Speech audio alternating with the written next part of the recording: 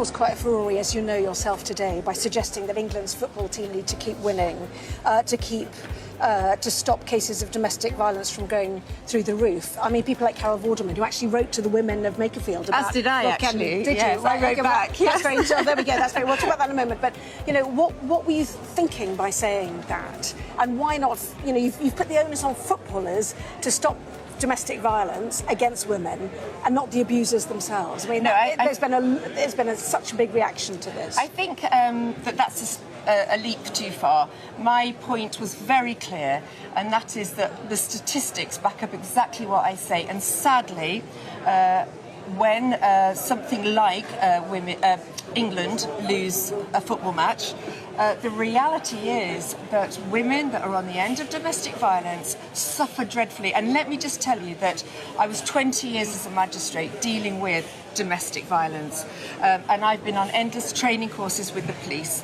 and they will show you the spikes in their call-outs when something like a big football match is on and you know, something like the England team don't win.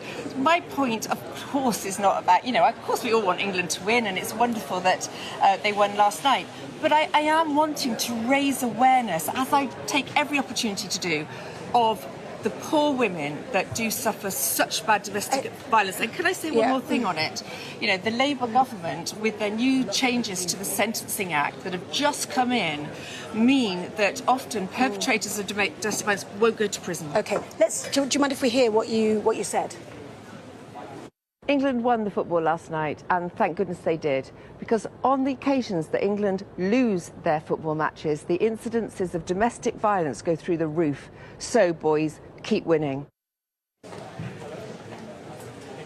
I hear you say you were a magistrate, but Thangham, I know you also worked in domestic violence against women. You were an internationally recognised expert for some 26 years.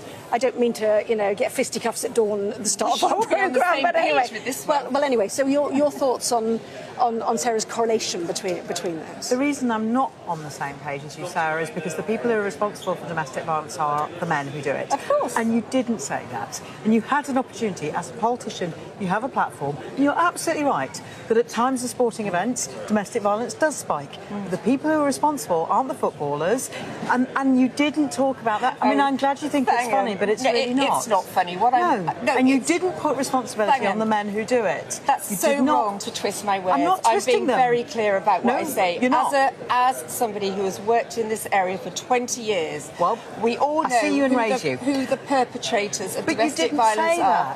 When something like this happens, they often have far too much to drink, and they go home and they take it out on the women. And I know. I'm shocked that you are not on the same side of the women that suffer domestic violence. I am. Because you know what that message was about. No, you did not say that, Sarah. It was very clear. It was not very clear, and I'm glad you think it's funny, because it's not. You are laughing, Sarah, at something that is very serious. The perpetrators are responsible, we know not footballers. I just can't believe your attitude that you didn't stand with me on this issue. Because you are not standing up for women. You are putting responsibility on footballers. No, you're really not, and I think women watching can tell, because what they saw was you not even mentioning the men. How many times have you chaired a court with a victim of domestic violence in front of you? How many times so you will know how those How many times have you run a programme for domestic violence perpetrators and risk assessment and risk managed? Yes, which is why I know that the perpetrators are responsible, not the footballers. And I never what you said, you did. You said, "Come on, England." You didn't say anything about the perpetrators. I'm shocked. You did not mention the perpetrators,